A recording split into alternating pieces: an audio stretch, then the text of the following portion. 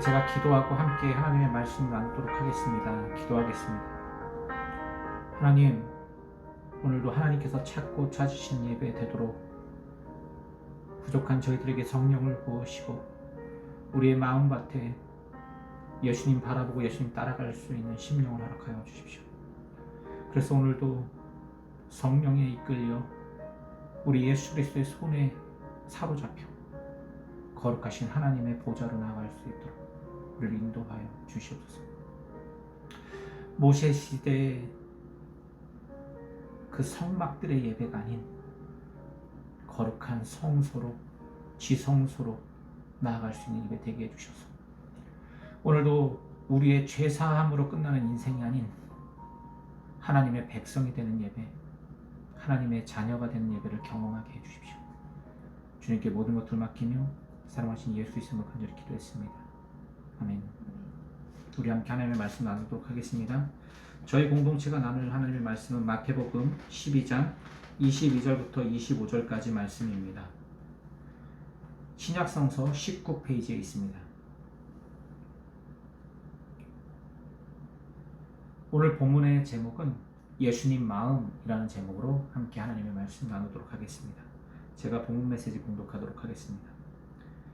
그때 귀신 들려 눈 멀고 말 못하는 사람을 데리고 왔거늘 예수께서 고쳐주심에 그 말 못하는 사람이 말하며 보게 된지라.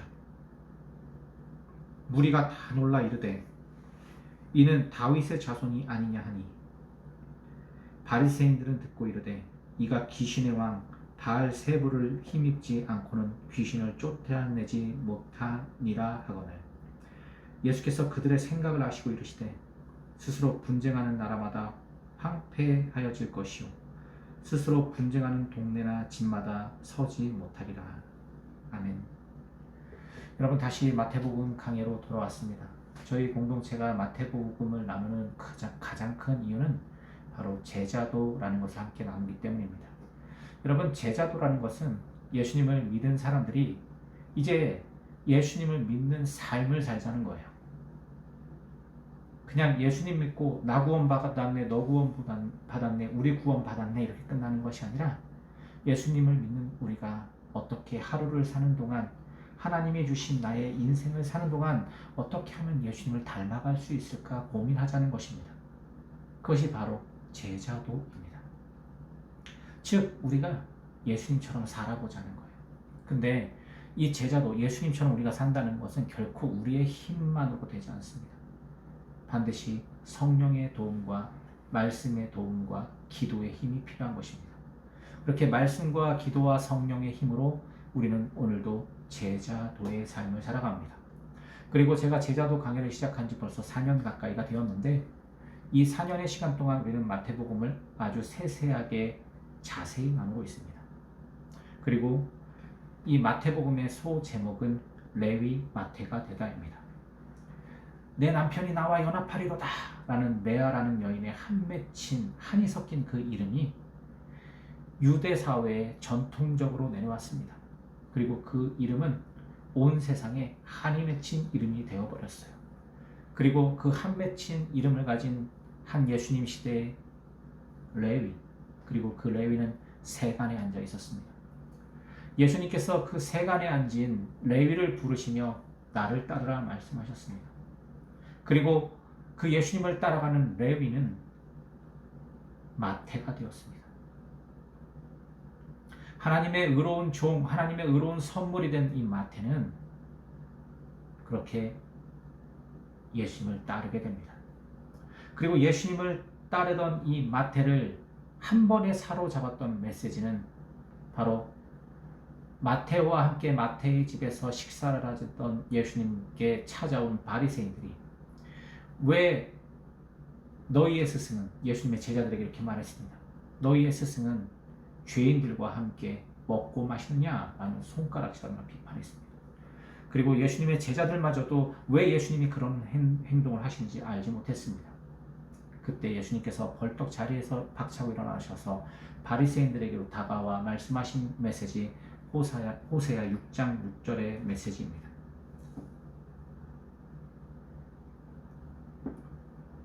너희는 가서 하나님이 제사를 원치 않으시고 긍휼을 원하신다는 것을 배워라 라는 것입니다.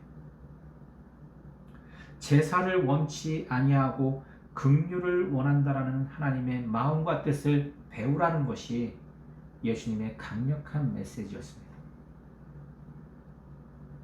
그 메시지를 들은 바리새인들은 절대로 예수님의 메시지를 이해할 수도 알아들을 수도 없었습니다. 그리고 그 메시지는 이 레위의 마음에 비수처럼 꽂혔습니다.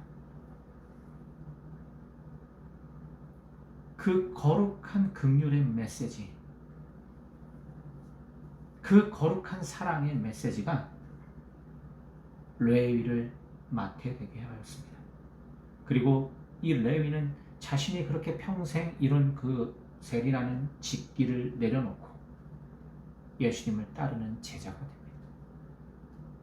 나는 이 땅에 의인을 부르러 온 것이 아니라 죄인을 부르러 왔노라 말씀하신 예수님의 메시지. 그 메시지 앞에 레위는 마태가 될 수 있었습니다. 죄인된 내가 하나님을 완전히 떠나서 하나님과는 상관없는 방향으로 삶을 살던 내가 다시 죄인이 아닌 하나님의 긍휼을 입은 사람이 되었습니다. 그리고 그 죄인 레위는 마태가 되어 하나님의 형상이 되어 예수님처럼 제자도의 삶을 살았습니다. 그리고 그 제자도의 능력과 힘은 마태 공동체를 형성했습니다. 그리고 예수님께서 십자가에 죽으시고 부활하신 이후에 이 마태 공동체는 예수님을 볼 수 없는 사람들이었습니다. 그리고 예수님을 직접 보았던 이 세리 레위는 마태가 되어 자신의 공동체에게 거룩한 예수님의 행적을 전하게 되는 것인데, 그 전하는 그 메시지가 바로 마태복음입니다.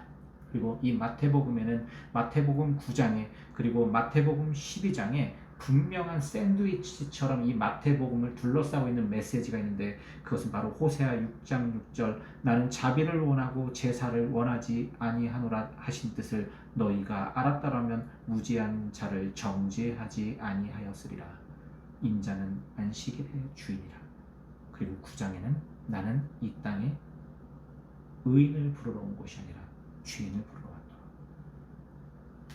나와 같은 죄인들의 친구가 되어주신 예수님, 나와 같은 죄인을 외면하지 않은 예수님, 나와 같은 죄인을 긍휼과 사랑으로 보존하시고 세워주신 예수님, 그 예수님은 오늘도 나와 같은 죄인들의 친구입니다.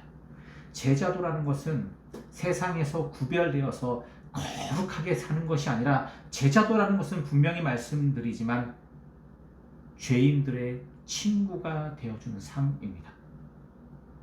이것이 바로 제자도입니다. 예수님처럼 세상의 수많은 고통과 억압과 아픔과 슬픔 가운데 있는 사람들의 친구가 되어주는 삶이 바로 제자도예요. 어떤 분들은 제자도 그러면 오해합니다. 제자도라는 것은 거룩하게 사는 것, 세상과는 구별되어서 저 멀리 어느 동산에 수도원을 짓고 그 수도원에서 평생 말씀 보며 묵상하며 주님 만날 그날만을 기대하며 고대하는 것이라고 생각합니다. 그러나 여러분, 엄밀히 말해서 그 수도원 영성은 제자도와는 사뭇 다른 것입니다. 제자도는 오늘도 영문 밖을 지나서 그 수도원에서 내려와서 우리 예수님께서 친히 짊어지신 그 골고다 언덕으로 내려오는 것입니다.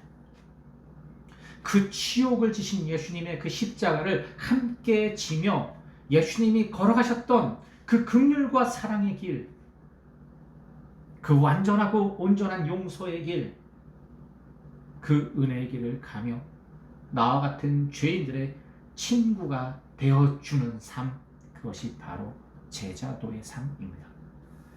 여러분, 그렇다면 여러분 이번 한 주일 동안 제자도의 삶을 사셨습니까? 여러분들은 여러분이 받은 그 십자가의 보혈의 은혜를 어떤 분들에게 나누며 사셨습니까? 반드시 그것을 나누어야 하는데 반드시 그것을 나눠야 될 분들에게 연락 한 번 하지 않고 지내셨습니까?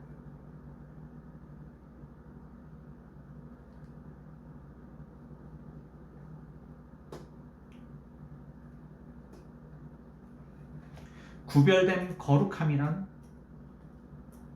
내가 거룩해져서 하나님과 가까운 곳에서 하나님을 보는 것이 아니라 오늘도 하나님의 시선이 임하는 그 작고 천한 곳에 거하는 수많은 하나님의 창조 세계를 바라볼 줄 아는 것입니다. 하나님을 바라보는 영성에서 하나님께서 바라보시는 곳을 바라보는 영성으로 바뀌어가는 것이 바로 제자도라는 것입니다. 여러분, 우리가 그런 제자도의 삶을 사는 저와 여러분이었으면 좋겠습니다. 그 제자도의 눈빛은, 그 제자도의 삶은 오늘도 죄인을 찾아 항해하는 삶입니다. 죄인이란 무엇인가요? 명확하고 정확하게 이야기했습니다. 마음에 하나님이 없는 사람들입니다.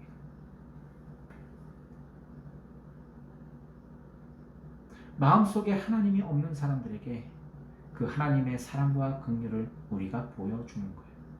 여러분, 제가 저번 주에 블랑카와 아미나와 자스민과 혜진이와 함께 우리 가정이 예배 드렸습니다.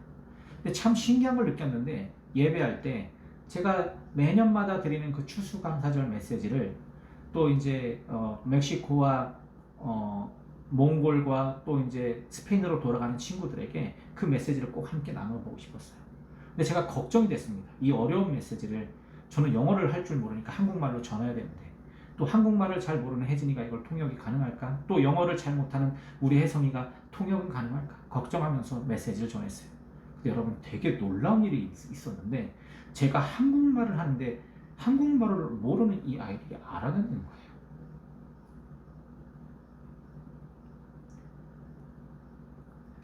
우리 자스민 같은 경우에는 제가 한국말로 하면 그 표정에서 한국말을 완전히 이해하는 표정으로 아멘이라고 외치기도 했습니다.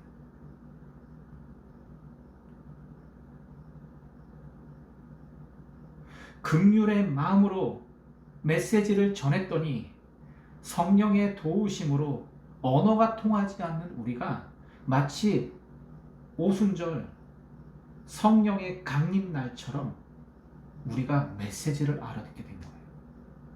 그리고 메시지가 끝난 후에 이들은 함께 그 말씀 앞에 환호하며 즐거워했습니다. 그리고 그 블랑카는 우리들에게 손으로 직접 한글을 알지도 못하는데 편지를 써서 가지고 왔어요. 그리고 자신의 고향으로 돌아가는 이 친구는 우리들에게 이야기했습니다. 나의 집은 언제나 당신들을 위해서 열려 있을 것입니다. 언제든지 놀러 오세요. 언제든지 환영입니다. 당신들이 나를 환영해 준 것처럼 우리도 당신을 환영합니다. 그랬더니 옆에서 우리 아미나는 몽골로도 오세요. 몽골, 울란바토르로 오세요. 우리 집도 당신을 향해서 활짝 열려 있을 것입니다. 스페인도 마찬가지입니다. 스페인으로도 오십시오. 우리의 집이 당신들을 향해서 활짝 열려 있을 것입니다. 스페인 어디서 왔지? 말레이시아. 사랑하는 성도 여러분, 긍휼과 사랑의 능력이 세상의 모든 언어의 장벽을 무너뜨립니다. 인종의 장벽을 무너뜨려요. 하나님의 말씀이 진심으로 전해지고 선포되고 그 하나님의 말씀의 능력을 발할 때 온 세상 사람들은 하나님 안에 하나가 되는 것을 저희가 경험했습니다. 오늘 본문 메시지로 돌아오겠습니다. 그때의 귀신 들려 눈 멀고 말 못하는 사람을 데려왔거늘. 자, 누군가가 예수님께 누군가를 데려왔습니다. 그때에, 여러분, 이 때라는 것이 굉장히 중요합니다. 여러분, 우리가 하나님의 시간을 이야기하는, 또 인간의 그 시간의 개념을 이야기하는 말 중에 참 여러 가지 말들이 있어요. 여러분, 초라는 게 있습니다. 세컨드. 그리고 분단위가 있어요. 그리고 시간이 있습니다. 1시간, 2시간. 그리고 하루라는 개념, 일주일이라는 개념, 한 달이라는 개념, 분기, 절기, 1년이라는 개념이 있습니다. 그리고 또 그 시간이 이루어지는 공간이라는 개념이 있습니다. 우리는 지금 저와 여러분들은 다른 시간, 다른 공간에 있지만 함께 예배드리고 있죠. 놀라운 일입니다. 정말 놀라운 일을 우리는 지금 경험하고 있는 거예요. 근데 여러분, 이 하나님의 시간을 우리의 시간과 우리의 생각과 우리의 개념으로 이것을 담아내기가 참 쉽지가 않습니다. 그래서 인간의 1000년이 하나님의 하루와 같다라는 표현이 있습니다. 하나님의 하루가 인간의 1000년과도 같다. 그만큼 하나님의 때와 시간을 인간이 분별할 수도 알 수도 없는 거예요. 근데 여러분, 이 때라는 말이 있습니다. 때. 이 때라는 말은 하나님께서 그 일을 하실 때라는 뜻이에요. 하나님께서 첫째 때에 하나님의 창조를 이루시던 날, 하나님께서 둘째 때에 하나님의 창조를 이루시던 날, 이 때는 인간의 시간으로 담아낼 수 없는 시간의 개념입니다. 오늘 본문에도 그 때가 등장해요. 그 때가 왔습니다. 그때는 어떤 때였냐면은 귀신 들려 눈 멀고 말 못한 사람이 존재할 때입니다. 여러분, 우리나라 성경은 제가 누누이도 말씀드렸지만 중국어 성경이 한국어로 번역이 됐습니다. 그래서 중국의 문화와 어떤 중국의 상황과 환경에 맞는 문자를 그대로 갖고 와서 그걸 한국말로 번역했기 때문에 중국적인 요소가 참 많이 담겨져 있어요. 그리고 중국의 문화였던 유교와 불교 문화가 참 많이 이 성서 안에 들어가 있습니다. 그리고 또 우리 또한 불교와 유교 문화권에서 살아왔던 사람이기 때문에 이것을 거부감 없이 채택했어요. 그리고 여러분, 성서에 말하는 사탄이라는 개념은 우리가 알고 있는 사후세계의 어떤 귀신의 존재와는 다른 것입니다. 이걸 꼭 명시해야 돼요, 여러분. 제가 저번에도 이야기했지만 불교는 여러분 환생을 믿습니다. 환생. 그래서 이 사람이 죽거나 뭐가 죽으면 다른 것으로 태어나요. 그래서 그 영을 다른 곳으로 보내는 재의 의식을 합니다. 그것은 뭐 49제라고 부르기도 하고요. 그래서 이 영혼이 다른 곳으로 가서 윤회되기를 바라는 것을 재의라고 해요. 그리고 그 재의를 드리는 제사 제도가 있습니다. 이 불교의 제사 문화예요. 그래서 사후세계에 어떤 다른 존재로 윤회되는 과정을 불교는 이야기합니다. 반면에 유교는 사람이 죽으면 그 죽은 모습 그대로 우리와 함께 거해 드리는데, 이 제사는 불교에서 말하는 아이 제사가 아니라 어이 제사입니다. 제사를 드리는 거예요. 그래서 우리의 조상께서 이 제사의 시간에 그 홀령이 우리 곁에 온다는 개념을 갖고 있습니다. 이게 유교예요. 그래서 유교에서는 절대로 조상을 화장하면 안 됩니다. 화장을 하는 순간 제사도 드릴 수 없게 되는 거예요. 불에 태워서 누군가를 조상을 보내버렸다? 그거는 정말 배은망덕한, 유교 문화권에서는 그런 사람들입니다. 하지만 불교에서는 다른 것으로 환생하기 때문에 화장 문화가 익숙해요. 근데 요즘에는 유교 신자들이 화장하고 제사 드리는 경우도 참 많죠. 원래 유교에서는 말도 안 되는 것입니다. 그래서 그런 유교와 불교 개념에서의 귀신들, 사탄들 막 이런 것들을 이야기하는데, 여러분, 엄밀히 말해서 성서에서 말하는 사탄이라는 개념은 하나님 반대편에서라는 뜻을 갖고 있습니다.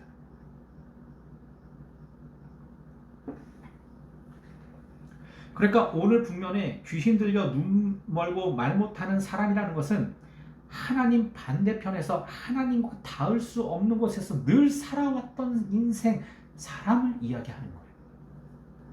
도저히 하나님 앞에 나갈 수 없는 하나님께로 가기조차 정말 엄두가 나지 않는 인생을 사는 삶을 이야기하는 것입니다. 왜냐하면 모세의 율법을 강화시켰던 모세를 추종했던 사람들은 장애를 가지고 태어난 사람들, 그리고 후천적으로 장애를 입은 사람들은 하나님의 회중에 들어올 수 없다라고 이야기했습니다. 그래서 이들을 진 밖의 사람들이라고 불렸어요. 성 밖의 사람들, 성문 밖의 사람들이라고 불렸습니다. 일반 사람들이 거주하지 않는 먼 곳에서 구걸하거나 적선을 해야지만 살아갈 수 있는 사람들이에요. 그러니까 하나님의 은혜를 입을 수 없는 사람들입니다. 하나님 앞에 예배하러도 갈 수 없어요. 모세의 율법을 이것을 더욱더 견고하게 만들었던 사람들은 이 성 밖의 사람들을 완전히 눌려버린 사람들로 만들었습니다. 근데 그렇게 하나님 앞에 나올 수 없는 눈 멀고 말 못하는 사람을 누군가가 예수님께 데리고 왔어요. 바로 이때입니다. 하나님을 전혀 만날 수 없는 누군가를 어느 때에 누군가가 그를 예수께 데리고 왔다는 거예요. 때가 차네. 이게 여러분 우연인 것 같지만 이것은 필연입니다. 예수님을 만날 때가 된 거예요. 그리고 예수님에게서 하나님의 능력과 하나님의 일이 나타나는 때가 된 것입니다. 이때 여러분 오늘도 우리가 이 때를 경험했으면 좋겠습니다. 예수님을 만나는 때, 더러는 우리가 누군가를 예수님께로 데려가는 때, 하나님 주신 영혼을 방치하고 일주일 동안 연락 한 번도 안 하고 사는 것이 아니라 그를 예수님의 품으로 품어줘야 할 때가 온 것입니다. 사탄이라는 뜻은 하나님 반대편에서라는 뜻을 갖고 있습니다. 예수님께서 십자가를 지시기 전에 그렇게 주는 그리스도시요 살아계신 하나님의 아들입니다 라고 고백했던 베드로에게 내가 이제 십자가를 지러 간다라는 청기도서를 하십니다. 그때 베드로가 예수님의 넉살을 잡고 쌍욕을 해요. 아주 쌍욕을 합니다. 쌍스러운 욕을 해요. 정치적 메시아가 돼야지 왜 죽냐. 그러니까 주는 그리스도시요 살아계신 하나님의 아들이라는 뜻은 당신은 이제 다윗 왕조에 올라갈 정치적 메시아입니다라는 뜻이었어요.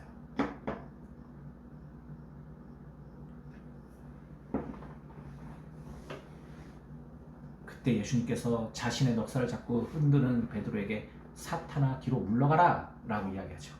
이것은 어떤 영적인 세력, 영적인 존재라기보다는 하나님 반대편에서 역사하는 사람아 그만해 라는 뜻입니다. 너가 왜 사람의 일은 알면서 하나님의 일은 깨닫지 못하냐.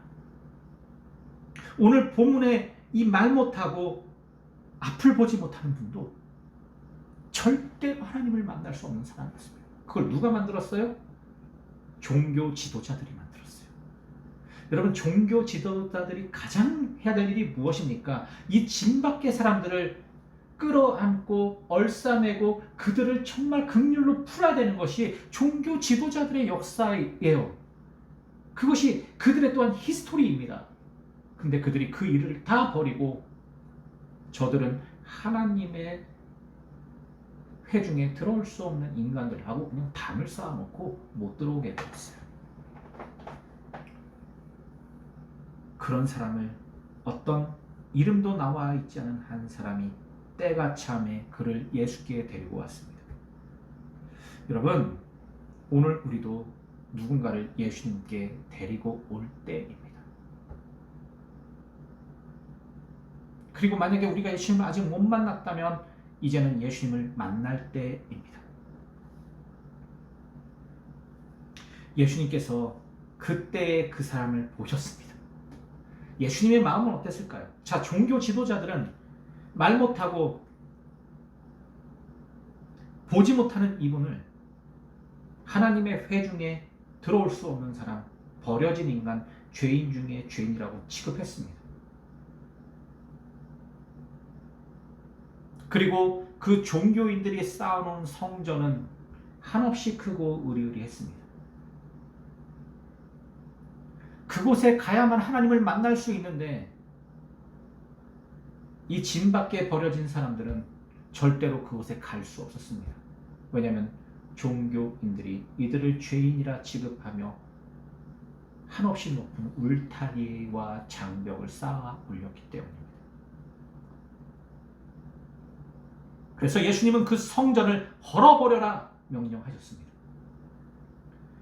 예수님은 성전 청결을 말씀하신 것이 아니라 성전 척결을 분명히 말씀하셨습니다. 이 성전 사라져야 된다. 그 성전에서 함께 놀고 있는 그 모든 종교인들도 소멸되고 사라져야 된다. 그때 비로소 그 성전이 무너질 때 이 성문 밖의 사람들이 온전한 자유함을 얻는 것이었습니다. 그리고 AD 70년 정말 티토스 장군에 의해서 이 헤롯 성전은 돌 하나 남지 않고 다 척결됩니다. 청결이 아니라 척결입니다.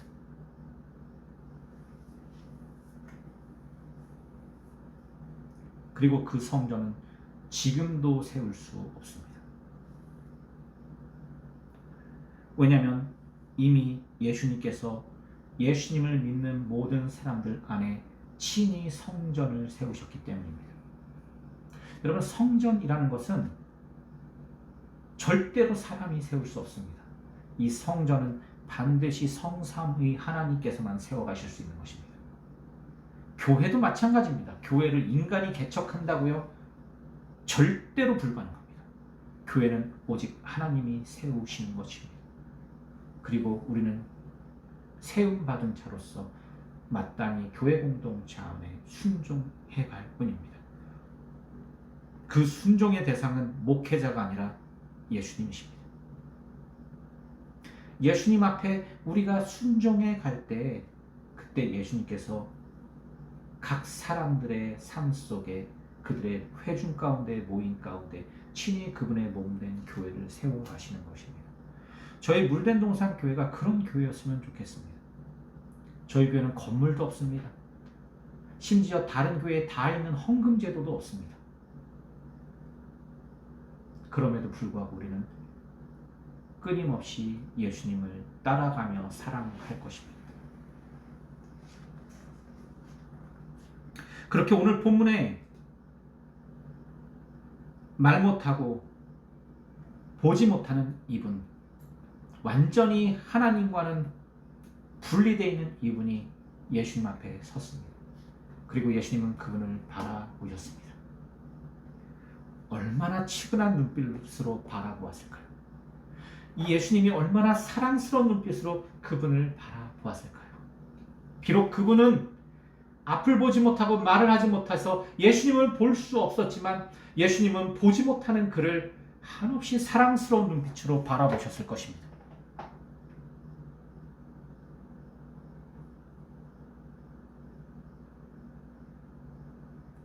그리고 그 예수님은 오늘도 예수님이 어디 있어라고 말하는 저와 여러분들을 오늘도 하염없이 사랑과 긍휼의 눈빛으로 우리를 바라보고 계십니다. 그리고 예수님은 그분을 고치셨습니다. 당시의 종교인들과 종교 지도자들과 성전은 그를 방치했습니다. 가까이 오지 못하도록 했습니다. 너희 같은 인간은, 너 같은 사람은 결단코 하나님의 회중에 들어올 수 없어 라고 정죄하며 손가락질했습니다. 근데 예수님은 그들과 전혀 다른 방법으로 이를 치유하셨습니다. 고쳐버리셨습니다. 보게 하셨습니다. 듣게 하셨습니다.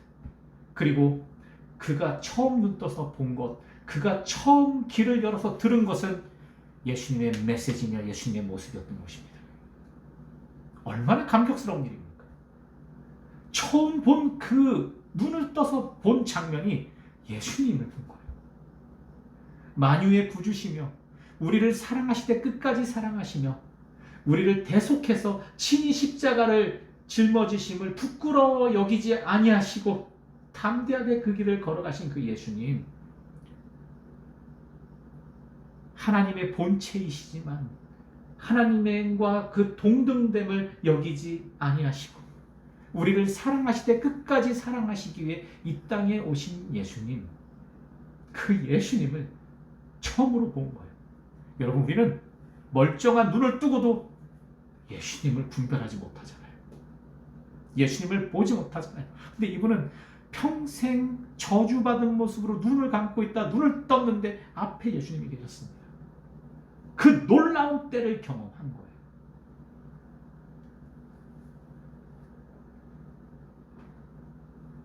그리고 그는 들었습니다.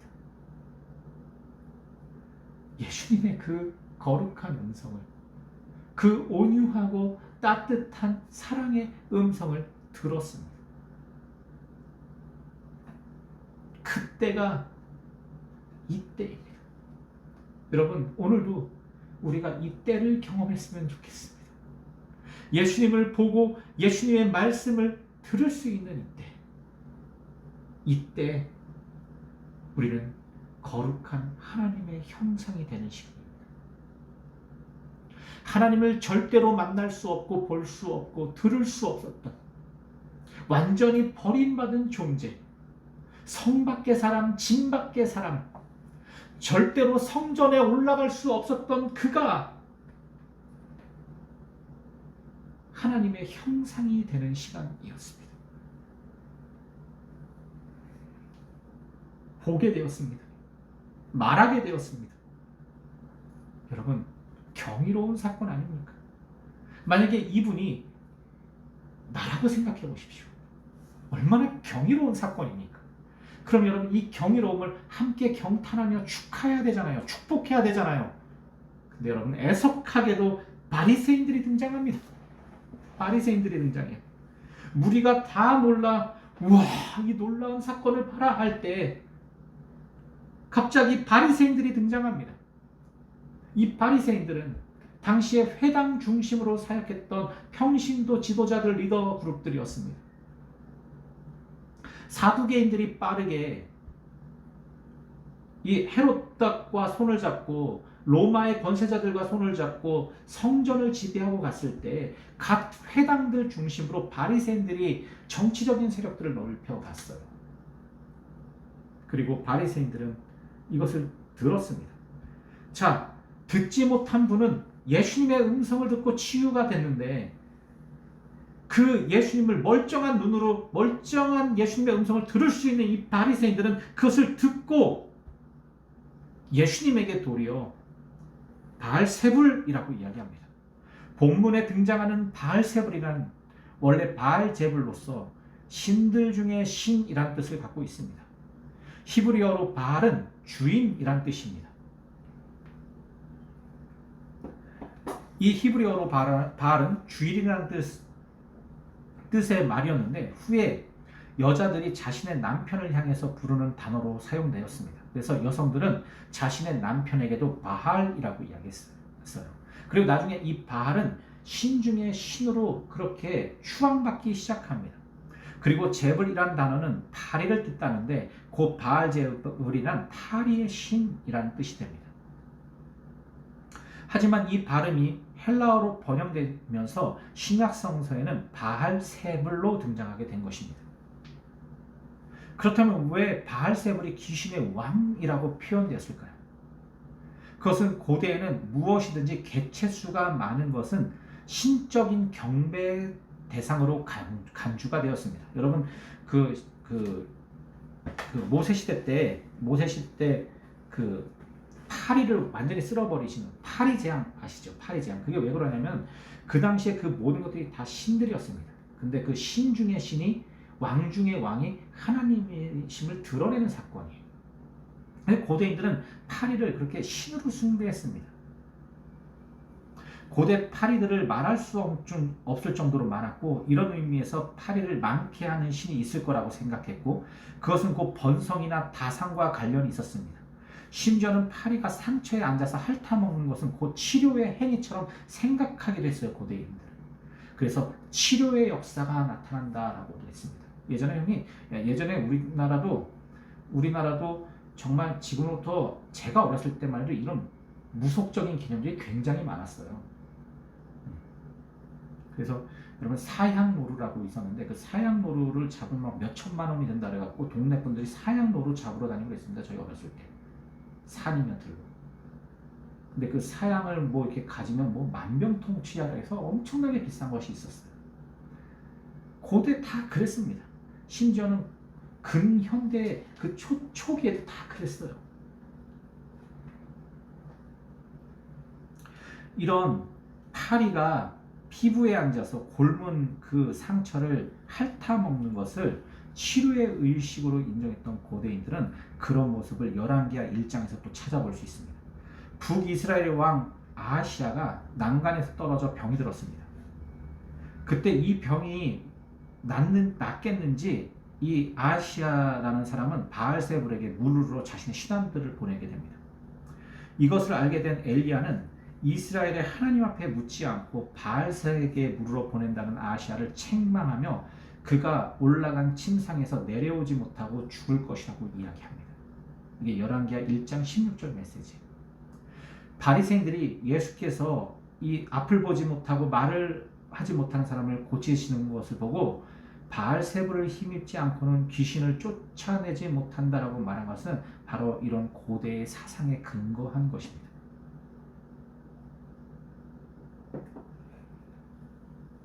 이 바리새인들은 엄청나게 성서를 묵상했던 사람들입니다. 토라를 구구절절 암송했던 사람들이에요. 모세의 율법들 중에 더 그것을 가해서 지켰던 분들입니다. 종교적으로 정말 구별된 거룩한 사람들이었어요. 근데 이들에게는 예수님처럼 죄인들의 친구가 되어야 하는 긍휼함은 없었습니다. 여러분, 제자도가 뭐라고요? 죄인들의 친구가 되어주는 것입니다. 그 죄인의 친구가 왜 돼야 되냐고요? 그 죄인의 모습이 바로 예수님 만나기 전 나의 모습이기 때문입니다. 분명하게 이야기합니다. 거룩과 제자도는 죄인들의 친구가 되어주는 것입니다. 예수님께서는 그렇게 이 바리새인들, 사두개인들, 종교 지도자들을 위해서 완벽하게 버림받았던 그를 품으셨습니다. 고치셨어요. 그리고 그를 하나님의 백성, 하나님의 형상으로 회복시켰습니다. 이것이 바로 예수님의 사랑이며 능력인 것입니다. 예수님은 오늘도 지금도 성령과 함께 여전히 하나님과 함께 동행하시며 이 땅에 제자도를 실현해 가십니다. 나같이 예수님을 만난 사람들로 하여금 누군가를 또 예수님을 만나게끔 예수님은 그렇게 일하십니다.